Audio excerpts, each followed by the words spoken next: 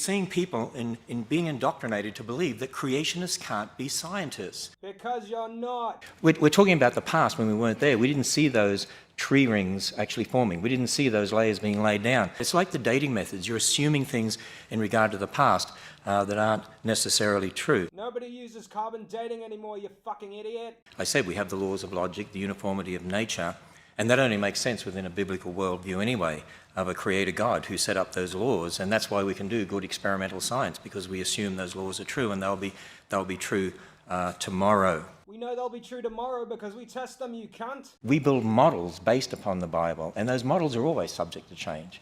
The fact of Noah's flood is not subject to change. Everything is subject to change in science, oh my God. What, if anything, would ever change your mind? Well, the answer to that question is, I'm a Christian. Oh, here it comes. And as a Christian, I can't prove it to you. Oh, he about to do it. And no one's ever going to convince me that that the Word of God is not. I'm going to shoot this man.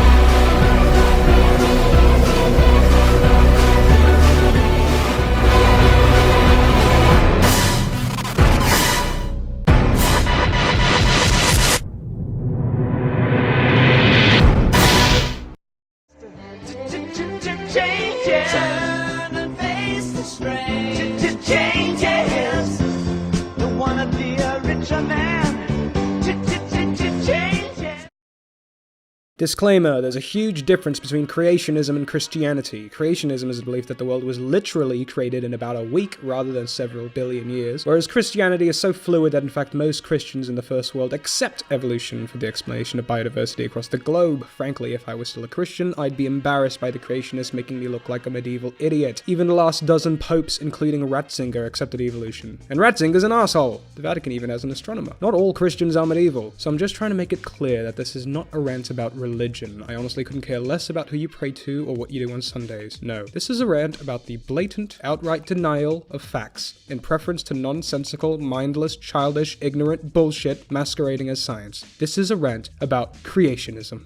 Yeah, I know, I really hit rock bottom. Say what you want about him, but the reason Bill Nye said we would just need one piece of evidence is because he's a man who understands the scientific process. Stay open-minded and adjust your views based on the weight of the evidence. Ken Ham said nothing can change his mind. There is something fundamentally wrong with this statement. If you're not willing to change your mind no matter what, then you're pretty much fucking brainwashed. If, for example, evidence arises disproving my views on ghosts, horoscopes, and psychics, sure, I'll be embarrassed, but I'll accept it and change my mind instead of dragging on my outdated position for 200 more years. Now, I love you, Bill Nye, but in my opinion, this entire debate was useless. Admittedly fun to watch, but all it did was provide equal platform for two completely unequal positions. Evolution, backed with mountains upon mountains of data, facts, and evidence, and creationism, backed with specifically one out of several 100,000 religious texts, and a man who looks like the fucking missing link himself. It's because people love the word equality. But in this situation, it's like going to a doctor's office and asking for her word on the growing pains rupturing your spine, only to stop her halfway and introduce her to Lenny, the back wizard, who believes spines are actually scorpions from Venus sent to Earth to steal our Kinder eggs. Oh, how the fuck is that any more ridiculous than the Genesis story? What, it's not as realistic as the incest family from the Secret Garden who were kicked out by the Skyman because the rib woman ate the knowledge fruit from the talking snake? And that's a bit harsh, but creationism claims to be science, and that pisses me off, because it's lying.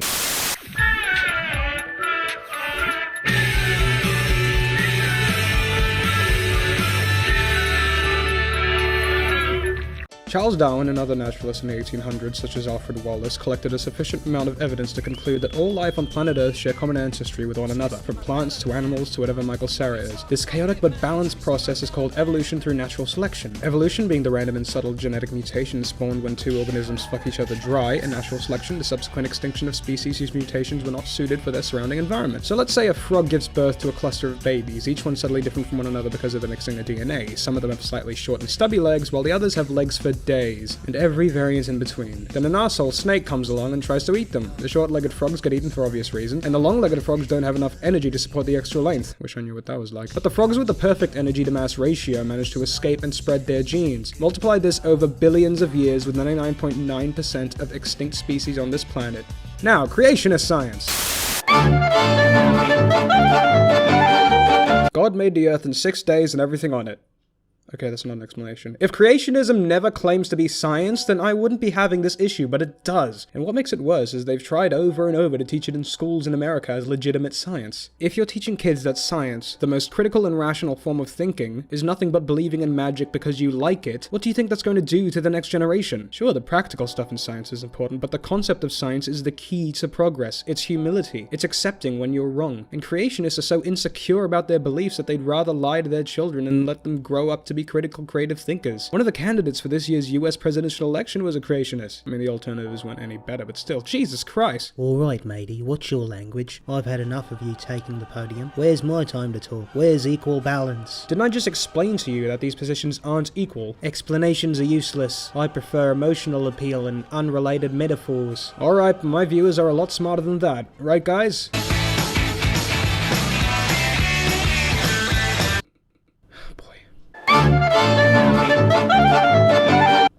Okay. So God made the earth in 6 days and... Yes, I already read that out to them. And you're still not convinced? No, because it's not an explanation. Telling a story isn't evidence. Oh, don't talk to me about evidence. If evolution happens, then why don't we see it every day? Because we can barely comprehend a year, let alone a million years. How do we know wind and water erode rocks? Because we can measure and estimate. In the same way our knowledge of geology estimates the origins of canyons and caves, biologists across the globe, religious or not, collectively agree on the origin of today's living species. You know you can believe in a creator without believing every single Bible story to the point. Well, if everything isn't orchestrated by a divine being, then why is there so much beauty in the world? Why do I tear up when I look at a valley of beautiful trees? Why is there so much order and peace in this world that was clearly made for us? No, you're doing that emotional appeal thing again, stop it.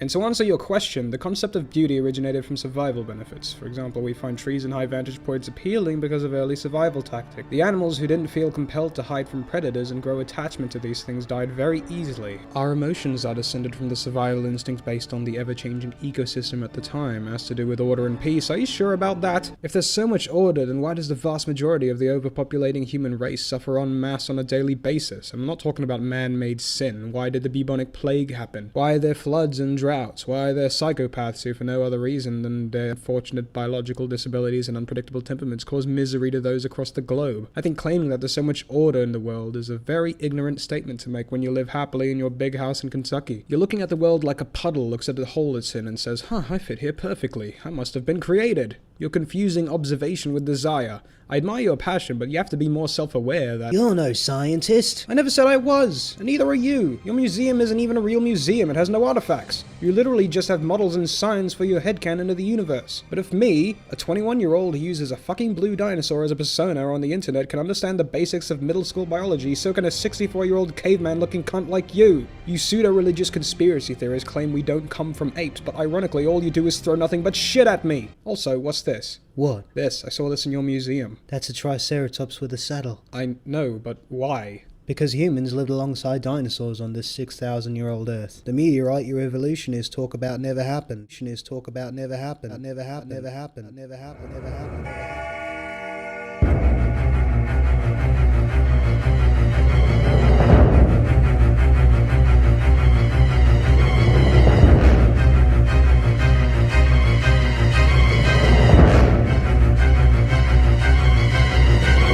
Bung, you alright, mate? Yeah, no, sorry about that. You're right. You're right. The Earth is only 6,000 years old. Forget everything I just said. I already have.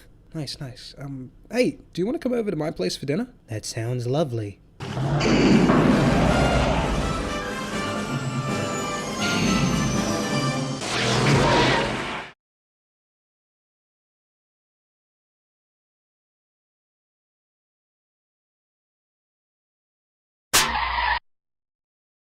Here we are. Everybody, we have a guest. Be nice. Aye. Oh, I left my wallet outside. Silly me. I'll be right back.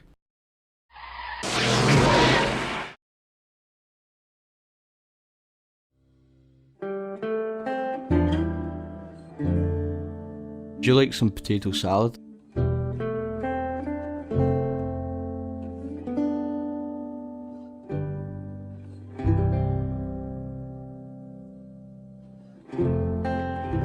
Is that a 100-kilometre asteroid heading right for us?